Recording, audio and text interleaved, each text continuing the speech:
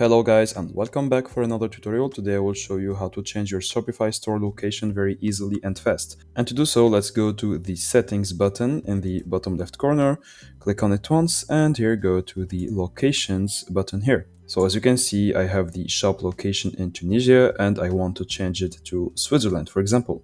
So let's go to add location here and then name it and type the address. Let's say, for example, Switzerland warehouse, something like that.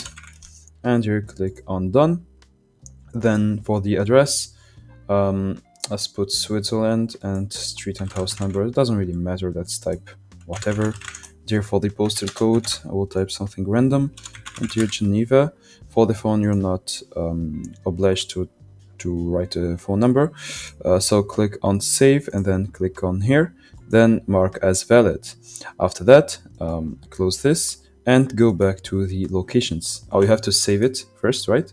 And then go back to the locations. So if the new location isn't here, it's completely normal. You just have to refresh the page once or twice and the new location will appear. So as you can see, once I reloaded the page, the Switzerland warehouses appeared. So now if I want to change the default location of the Shopify store, let's go to the default location here and then click on change. Let's select the Switzerland warehouses and click on save.